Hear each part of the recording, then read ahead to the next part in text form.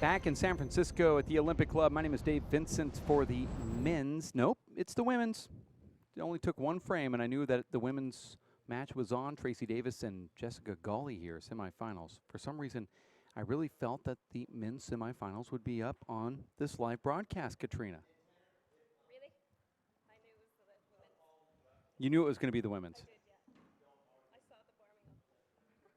And I just came up. Okay, but it was definitely the women's that are all signed up here to play in the semifinals, as Catriona Casey just defeated Danielle Daskalakis in the women's upper bracket semifinals. Score 15-5, 15-0.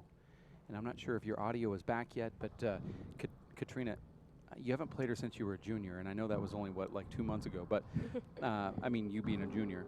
But yeah, I got that. You can tell right immediately when she was, engaging in the first couple points of that, you said, yeah, I might be in for it here.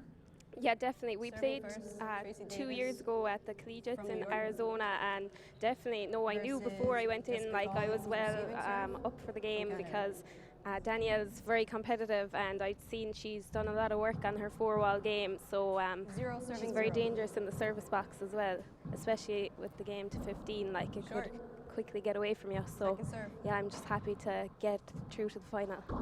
Well, it was a nice win, and you played strong, and now we have the number 2 versus number 3 ranked pros. Side out. Tracy Davis in the kind of the off yellow, the Zero neon serving yellow, zero. versus Jessica Gawley from Canada, police officer up in Regina, Saskatchewan, Canada. Wait.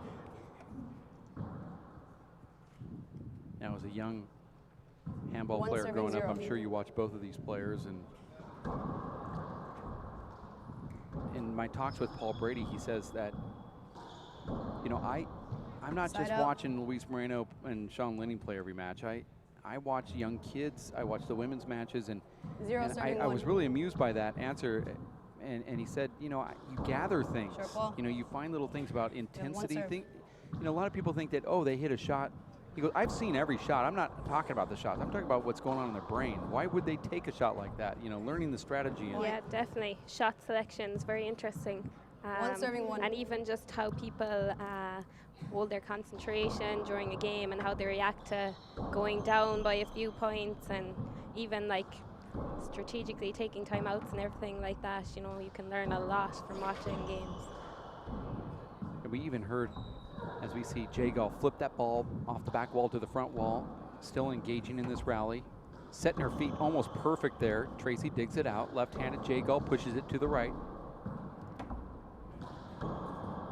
Side This out. is sort of the match of nicknames. We have Trey Day and J-Gall Yeah, going up against each other here.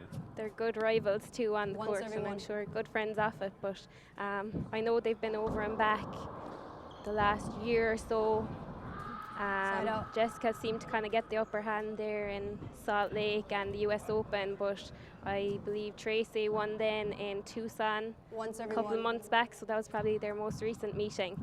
But I'd say we could be in for a long game. Yeah, this is Both are super fit as well.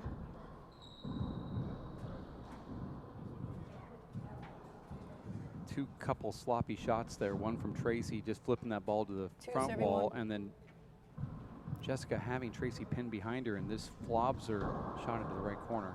We're listening to the voice of Catriona Casey, who's the #1 women's player on tour, trying to seek the world championship in singles and doubles. But before all of that happens, you have a players championship in Salt Lake City and the collegiate championships, and I know there's so much more after that. It just the senior championship in Ireland and the Yeah. Irish nationals. Yeah, definitely. It's I mean, getting- where do you have it's time getting for very anything big. else? Not really. Now, since mid-January, we've been going with our provincial championships, and then we had a national ladies ranking points tournament at home in Ireland, and It didn't hit our it. Irish hit the camera. collegiates, I suppose, the intervarsities we call it. So yeah, The wires? traveling to Portland now tomorrow for the collegiates can't will see in be the my corner, so I last don't one. And when we come back, then we'll be straight into the All-Ireland Championship at the weekends, and I've booked my flights for the NYAC tournament as well. So forgot about that one. Yeah. And then, of course, Players Championship, and hopefully I'll be over for the US Nationals as well. So, yeah, it's pretty busy, but I love it. So I'm lucky to have the opportunities. Side out. Sounds like Danielle Daskalakis is our referee here. You have a full schedule. You almost need, you said your dad was your manager. 1 serving 3. Is he managing all of those, the itinerary that you carry? Well, I'm pretty experienced now at this stage at traveling over here to the pro stops and different tournaments. And this is actually, obviously, my father, he's always brought me to all my games growing up, and I better give my mom a mention as well, because I'm sure they're watching. They were both very supportive. And so that was a fake mention to no, your mom, not at all. She deserves the credit no too. support at all from your mom is what I'm getting from this. I didn't say that. This is actually my first pro stop without my good friend E Ft McCarthy, so she's always good for organising stuff for the trip. You know, she's 4 serving 3. very good at all that, you know, making out the itinerary. So she's the team mother. Yes, but this trip I was all on my own, and I managed to get here, so had to get a bit more independent. Here's a big setup back wall. Jessica Gawley flips it to Tracy's right, who is suffering from some type of shoulder problem. You can see her trying to stretch it there. 5 serving 3. Yeah, definitely. I think I saw Tracy playing yesterday, and she wasn't using her normal swing in the service box, 3. Which is probably obviously a big disadvantage, because her serve is probably her most dangerous weapon. Short ball, short ball. Yeah, that is her weapon. That one down the right is kind of inspiring when it's on. One serve. Probably the best serve in the women's game, I would say.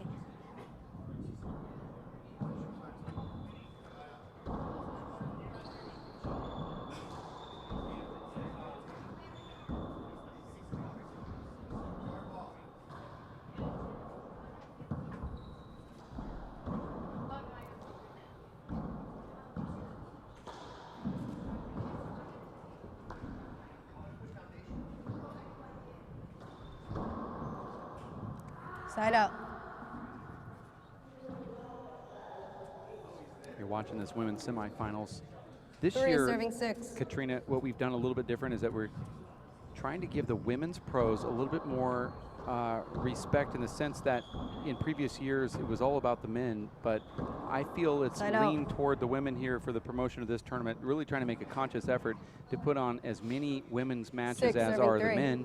And it's equal representation when it comes to the actual broadcast schedule on ESPN, because the game is to be developed correctly. You would say that this is an all-family type sport. We can have kids, mom and dad. We can have women, junior, you know, the older player. I mean, it's really well versed, and you couldn't say this about a lot of females. Timeout. A lot of sports that females could engage in that are lifelong sports. You just really can't say that anything could be as good as the sport of handball when you get to be older. And we look at these national championships. We had a player that was 9 years old, and we had a player that was 90 years old, and you say they can still compete and play for their whole lives. And so definitely, it seems like we've made this, trying to make an effort to bring more equality on the live broadcast, because you found out you could be playing tennis or any other sport that you wanted to, but you found handball to be the one that you excelled in and tried the hardest at. Yeah, like it's great for the women's game to be getting the same promotion, as you said, and even we had an extra stop now this year on the tour, which I was delighted when I read, that we were coming to San Francisco as well. And as well, it was great that most, like, the top players are here, especially from the US. It's pity more Irish maybe didn't get to travel over, but it is getting busy at home, like I said. And obviously Jessica then from Canada, so as long as everyone keeps putting in the effort, like, I can't see why the women's game wouldn't keep going from strength to strength. And like, it's good for young girls to be able to watch the women pros play as well, just the same, and young boys as well, like we put in the same training and everything, like, so it's nice. Yeah, it's great. You know, I was talking to Emmett Peixoto, Seven, Club serving Pro 3. here at the Olympic Club in San Francisco, and he said we had their very first ladies' night handball match, and he said that, you know, we decided that we were going to start promoting women's handball, and they had 14 women show up for this first night ever. And you would say, I've seen some national tournaments that didn't have 14 play, 3. and you did that on your first night. So that's a very exciting, intriguing thing. Now, I know in Ireland, 14 is sort of like 14 on one night. You mean not 140? No, not at all. Not at all. But it's actually, you know, these are the steps that you have to take. And, and 9, I know that when we 3. talk about equality, and I always say this about the WPH, you know, first of all, we like to under-promise and over-deliver. But this is the one thing that I've recognized about having that sort of stance is that everything, if you have that mentality, everything 3, seems to get better every year. So adding the 4th stop this year, giving more equal TV time, it's almost like, it feels like it's leaning toward a 5th stop, maybe even more prize money, you know. Yeah, that would be brilliant. And you can see the women here are both thinking that that ball was short, and they're playing through it anyway. Yeah, she's going to appeal this surely. Someone's going to go back to the referee and say, are you serious? Yeah, there we go. This ball It's is a nice short. kill shot by Tracy, but it might go to waste. Short ball. Yeah. Here it is. Short ball being called by Tracy, you have 1 serve. our referee. Tracy just laughs it off, but she knew it was short. Yeah, she did. She even slowed up there on her second shot. Look at that. Side out. 9 serves 3. You know, the whole promotion of the game has to change in order to develop the game, and being on ESPN and a worldwide leader in sports is a big deal, because you can see clearly that these athletes are athletic. You see a lot of other sports where the players are just gigantic, and you say, are they really, is it their weight that makes them good, or are they really, you know, athletes? Not quite sure. Yeah, it's great getting the coverage on ESPN because, like, these athletes, you know, are as good as any athletes in any other sport. You know, they're the top of they're the cream of the crop or whatever. But 3 serving 10. it's great. Maybe more people have the opportunity to see the game who wouldn't be familiar with it before. I know a lot of people think when they see it first that it's actually it looks quite easy, but then they're not long finding out once they try it. Like, there's a lot of skill involved. So maybe I'd encourage anyone to give it a go. All you need is a ball and wall. Well, here's a crazy stat. If there were 4 billion women on Earth, 4 billion and 5 women on Earth, 4 billion of those women could not beat the woman athlete that is serving the ball right now. 10 serving 4. Think about it. I'm still thinking about it myself to see if my math works out, but that's about right. I mean, it's almost 100% can't beat Jessica Gawley that are on Earth right now. I mean, that's how elite they are. And when it comes to you, there's maybe one, and that maybe is a maybe, that could beat you. Out of all the women that are on Earth, there's only maybe one that could maybe, possibly, slightly beat you. Oh, I don't know. I think there are plenty of players on the haven't tour done who it. are When? capable. Capable is not what I the said. I day. said maybe.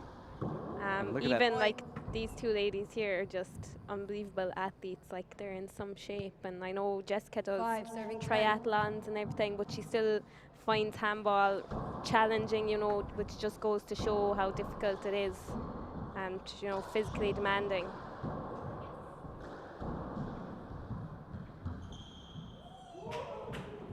Side out. 10 serving 5.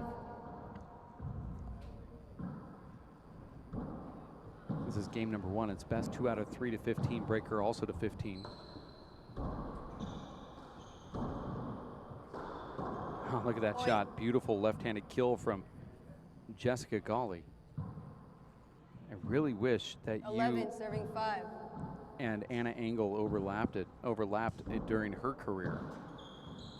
I know that you played maybe doubles in practice in Minnesota during the Nationals, but an 11-time national champion Anna Engel really respects your game, and I mean, she just says all of these great things about the style of play that you had, and 12, serving 5. I She's very think, humble. yeah, Anna's very complimentary. Like, I think she's just a very nice person in general. But I was very excited to even meet her, you know, when I was introduced to her. And I've obviously heard an awful lot about her. And definitely, I'm sure even if she came back, like, she'd be more than capable of competing at the highest level, because you just don't really lose it. Like, and I'm sure she hasn't lost her competitive edge or anything like that. So yeah, it is a pity. And even someone was asking me earlier about Fiona Shannon, was she playing anymore? And she hasn't played since the Worlds in 2012. So. But that's how she does it. And then she comes back and plays in the next Worlds and wins, and then, you know, yada yada. I mean, she doesn't get the credit that she deserves for being really one of the greatest players of all time. I think she does get the credit. Maybe she does in Ireland, but she doesn't Ireland. here, and it doesn't make sense to me. Her name really should be just said first alongside Anna. Yeah, well, it's just unbelievable to win 3 Worlds Open singles titles in a row, and like she came so close to getting her 4th, going for the same record as Paul, you know. Especially when the Worlds are only on once every 3 years, like that is maintaining dominance over a long period of time. But even Yvonne August now, that was the first time I saw her play, and you know, she was well able to compete. She had a good game with Tracy, like she still has all the shots. Yeah, that was interesting. You saw moments of Yvonne August last night where you say, oh, okay. Fast starter, your footwork's great, you are a shoot and kill artist, a first striker. Very focused, like even in the warm-up you could see, you know, she meant business, like, which is good. Kind of cool, huh? Yeah, it's neat to see that. So we just see that first one wrap, and we're talking to Catriona Casey. I don't know if you want to hang out here or go support your fellow Irishman, countryman Martin Mulkerns on that side court over there as he plays a playoff match against Vic Perez, and I know that you were helping coach, but one of the things I wanted to tell you is coach, I don't know about that. We had an interview with Sean Linning during your match, and Kara Mack said, you know, can you learn anything watching a match like this? And he said, yeah, you know, Catriona gave me some quotes and told me some things that I'm thinking about, and I think, you know, she's definitely going to help my game. I thought that was a neat thing to hear. Yeah, that's very cool. Delighted with that. I'll have to watch that interview back. And well, let's say hello to you 3 months from now, because I know you watch every one of these. But it was interesting to hear that. That must mean a lot to you to hear. Oh, definitely, it means a lot. And then last night I saw you playing 2-bounce with Luis Moreno. Yep. And that has to be a highlight in a way too, because it's very cool. You're in a backcourt playing with Moreno, and he's really the nicest guy in the world, right? Yeah, and beating him, obviously, I know. Yeah, they're all very nice, like, and just I think in handball it's great that, like, while we have the women's tour and the men's tour, they coincide, you know, so we're all playing at the same venue, and like that way we all get, you know, like we all have a lot in common, obviously, because we understand the training that goes into preparing for these tournaments and everything. And like a lot of my best friends are handball players, and yeah, it's great. And I was saying earlier, like, I got a chance to play with Emmett and Sean, Mondo, Abraham. So yeah, it's brilliant. They're very generous with their time. Well, they've said some nice things about you, and I think it's pretty cool to see them hang out with you. Is there a player that you don't like besides Dave Fink?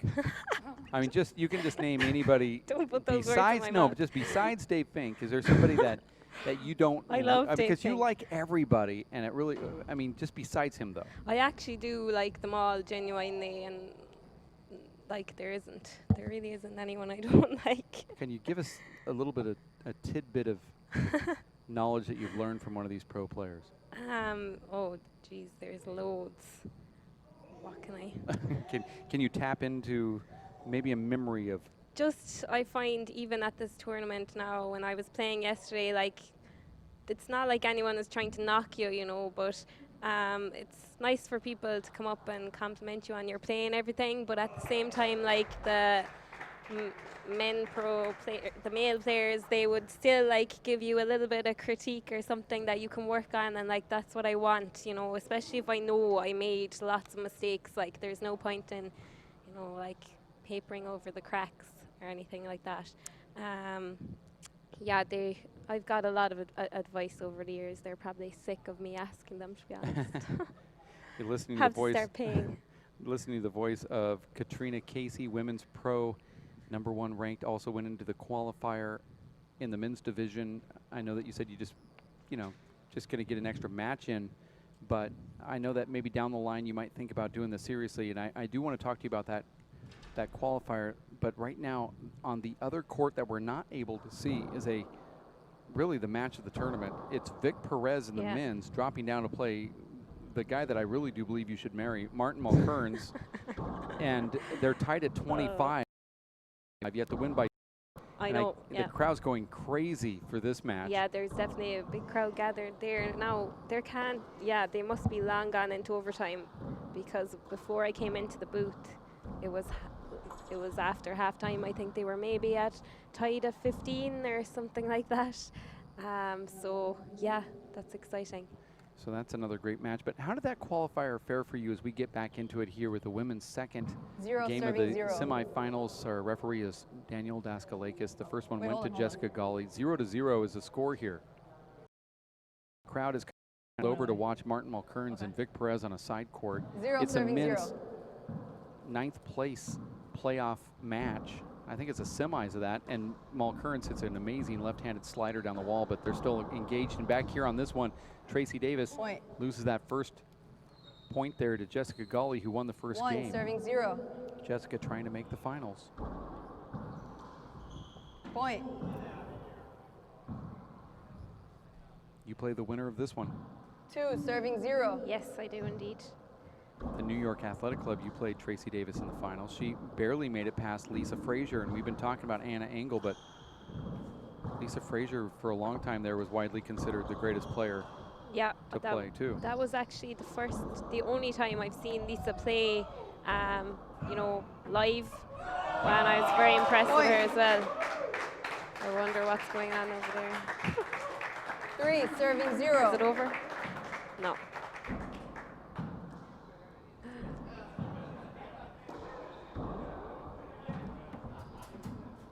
Point. Now at 4-0 here. 4, serving 0.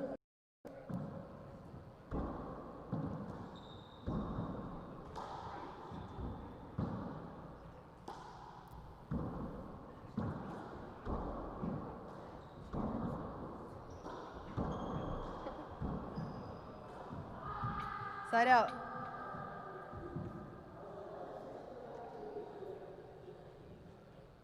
0, serving 4. I don't think too many games have actually gone into overtime this weekend, so no, really, yeah, we haven't seen. We've had some close ones, but kind of 15, 13, 25, 23. Side out. We had one yesterday that should have gone into overtime, but the referee didn't realize it was win by 2. I can't believe that happened. I know. And I like the win by 2 element, actually. It kind of creates a sort of a tiebreaker feel in the middle of a game instead of the match. The reason why it was developed, I guess not everybody realizes 5, serving 0. Now, as a player, if you're ever faced with a situation where you know it's win by 2, but the referee doesn't realize it, do you just say, okay, I lost? Or do you step out and say, no, it's win by 2 and that's the way it is? Oh, I definitely say I mean, you would say it, right? I can understand maybe, I don't know, you're just so engrossed in the game or something, and I don't know. Yeah, I definitely would say it. 0, serving 5. I would assume they might go back in then and serve a crack serve or something, but sure, at least you had your second chance. I just am surprised to see that when that actual match took place yesterday, it was one of the women's brackets that there was at least 4 of the women's pros in that bracket watching the match, maybe 5, and the referee didn't catch it. The 2 players didn't say anything, and 5, serving 0. The other 5 in the bracket didn't say anything either. And then later it was all blaming the referee as if it was, I said, you have to put some blame on yourself. You have to know what the rules are. Yeah, definitely. 0, serving 5. Really frustrating. 0-5 here, Tracy Davis trying to just get off the schneid. Don't ask me what that means. It just is a term. I think Vic Perez won that. Vic won. Vic Perez defeated Martin Mulkerns in a playoff match. That's another big win for Vic. He's been Well, going that's what very he well does. this season. Dave Fink calls him the giant killer. Yeah, he's taken over from Point. Anthony Celesto maybe with that title.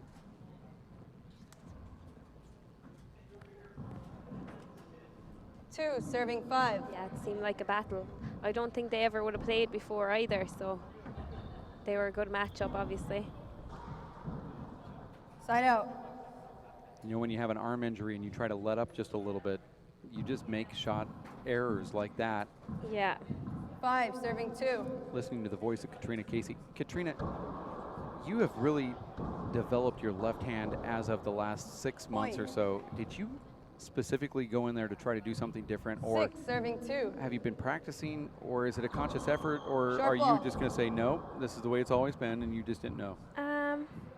No, I haven't really changed anything 1 serve. in particular. I don't know, like I skip a lot in with my left still, but I think you're about, like, I'm still willing to go for the shots. Point. I feel quite comfortable with my left hand. Maybe some of my service returns could be a bit better with it, to be honest. There's always 7, room for serving 2. improvement. But it's just a pity for Tracy Point. for the injury to come at this time. And, you know, 8, even serving when 2. you're swinging for the ball, like personally, I've been very lucky Short so ball. far, avoiding injuries, touch wood. But, you know, you're bound to be a lot 1 more serve. hesitant even before you take a shot, just afraid that you're going to aggravate the injury more. Yeah, and I've kind of found out that it's almost better just to take your full swing than to let up, because when the ball, it seems the weight of the ball hits your hand when you have an injury and you're letting up, it just seems to hurt so much more. It's the opposite of what your brain would say to do, and Hold that's it, hold it. screen, Block finally ball. called by the referee. But I've had some elbow issues, and I felt like when I let up a little bit, when the ball would hit my hand, the weight of the ball actually hurt my arm more than the actual stroke itself. It's like 8 shooting a serves 2. bow and arrow without the arrow. Yeah. Just blows up the bow. And Tracy being tentative like that, we see a lot more hand errors. Yeah, and Tracy has great power when she makes Point. full contact, proper contact with the ball, you know, tees off on it well. 9, serves 2. It's hard to see Jessica losing this lead now because she's such a consistent player. Well, her left is on, and Tracy's making errors Point. and also flipping it back to Jessica's left up front. I mean, 10, Jessica's just serving 2. executing what she needs to execute. Yeah, Hold it. she has Hold a it, very screen ball. smooth stroke with both hands, actually. She's always on her toes. Yeah. 2 serves, just a screen. Maria Daly.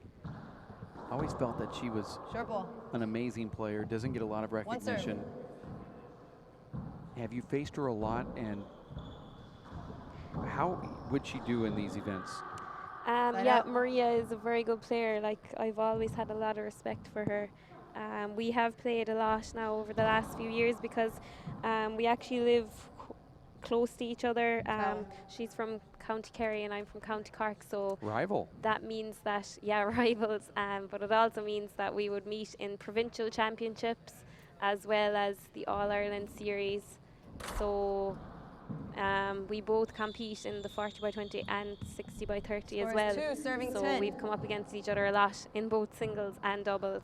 But yeah, she's Short ball. a 1 serve. very talented player, like great hands. It's a pity actually she doesn't get to travel over more to these stops. I'd like to see it. I think she'd do well. 10, serving 2. And since we have you here, and you know we don't get to talk to you much about this stuff, but Emer Nefalun, she could have been, right, the sort of your successor, right? Not predecessor, I guess is how you would say it. She would have been the you before you. I mean, I felt she was kind of like that, the one that we've been looking for, and then she just sort of left the game, but she had the talent. Yeah, Emer,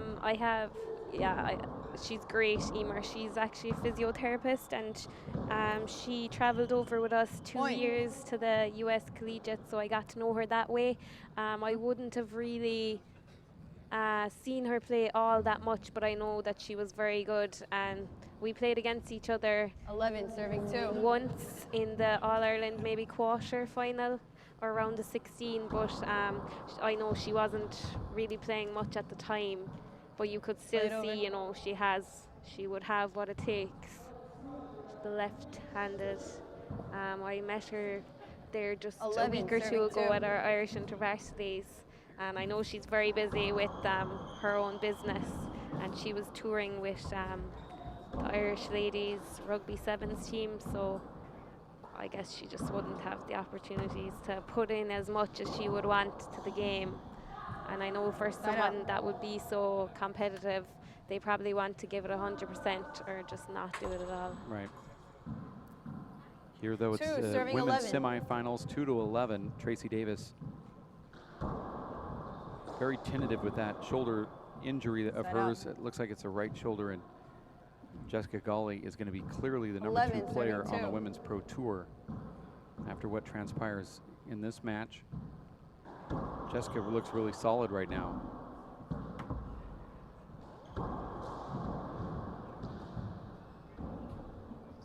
Yeah, she's playing with a lot of confidence. Side out. Talked to Tracy and Jessica about 2, serving 11. you going into the men's qualifier in this tournament and said, you know, why haven't you done this? Short ball.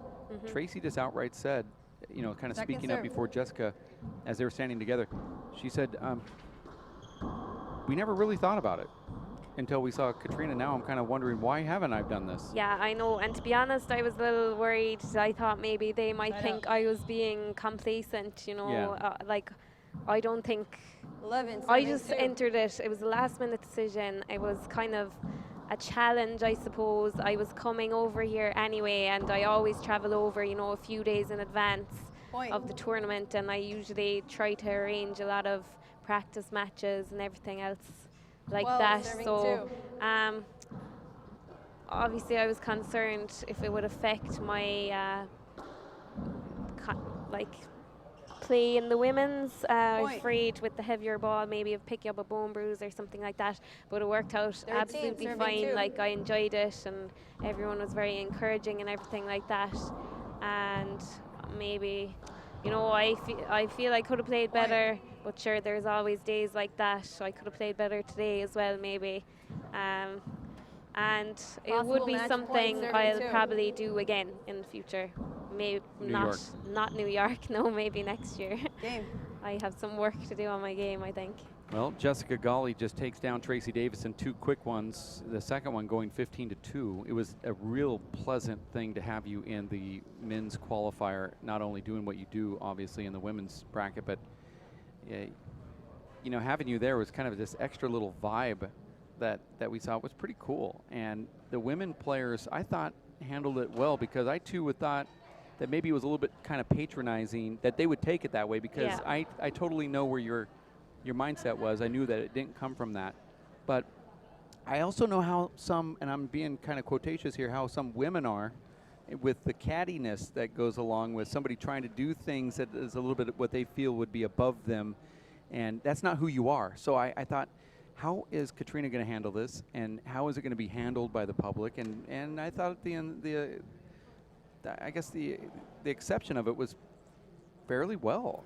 Everyone looked forward to it. The women were kind of all watching you play, and I thought they that did. was neat. Yeah, they came down to the club early yesterday morning, and they were watching. Yeah, That had to be cool right there in its own I self. suppose we're all competitors and rivals, but we all get on well, as far as I know anyway. Yeah, Hopefully right. they didn't think it was me being overconfident or anything like that. Like I know they all probably train against the men in their own clubs of like maybe open players rather than the pros, but that's how we improve, you know, because they're just hitting the ball that bit harder, so you've less time to think about your shot.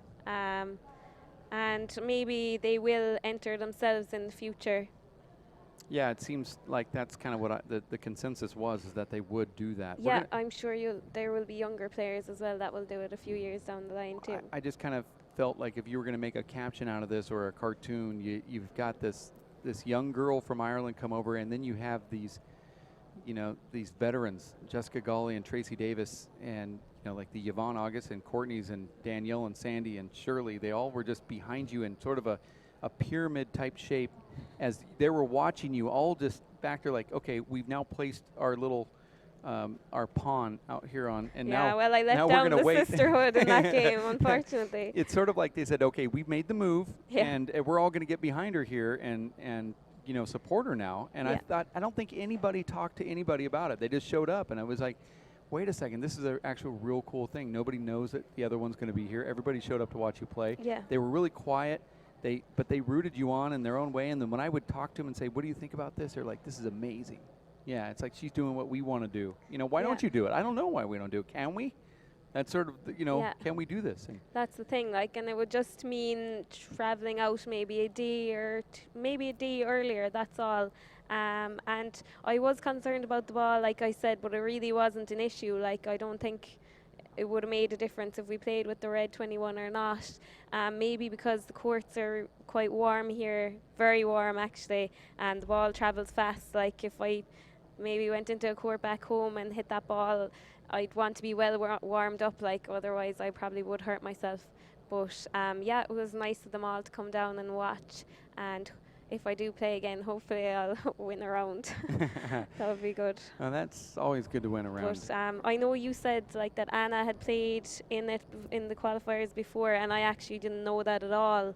So Well, it wasn't publicized before, and Priscilla Shoemate did it as well, and they were bucking the trend, and you know, Anna and Priscilla and you can say Lisa Frazier, they really stood up, and Yvonne August, and did things that might not have been part of the norm in the old days, and they were trying to break through and get more equality and play with the men's ball, the one that you played with.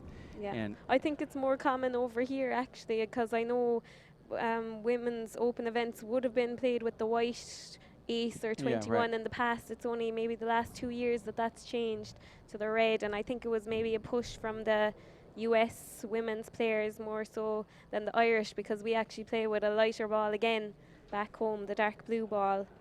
So it makes sense, I think, because it's easier then as well to get training games against the men, like, because I understand they're preparing for their own tournaments as well, so it's kind of counterproductive for them to change to a lighter ball, like, to suit you and stuff like that, even though I don't know, there are pros and cons to both of them, because the lighter ball is more lively and bounces like higher and all that kind of thing, so I don't know. Yeah. I'm rambling. Whatever ball it is, you seem to be pretty darn good with it, and yeah, we had a great time having you here in the booth, but also watching you play, and you're going to be in the finals tomorrow, and that's going to be a joy to watch. And then, you know, coming up here in just a few, we're going to start in with the men's semifinals, where Paul Brady, I don't know if you've ever heard of him before, but he's going to be playing Dave Fink, and then we're going to have a Luis Moreno sighting with Emmett Peixoto, which you know is going to be amazing in this facility, and that's all coming up. So we have a lot more handball to be played here just tonight, and I know that you're going to watch everything in two bounce with Sean Lenny now. Whoever will play, yeah. I'm available. You haven't had enough handball yet today. We're going to take a break. I want to say thanks to Catriona Casey, soon to be in the Hall of Fame. No, I'm just joking. No. My name is Dave Vincent. Thanks for tuning in to the Watch ESPN app that we're providing for you today as courtesy of the Race for 8 Professional Handball Tour, the Del Grand Dealership Group, Olympic Club, Edel Handball, and the World Players of Handball teaming up to give you this professional tour in downtown San Francisco, California. We have more handball, the men's semifinals right around the corner. Stick close. Stay here for Catriona Casey, Dave Vincent on ESPN.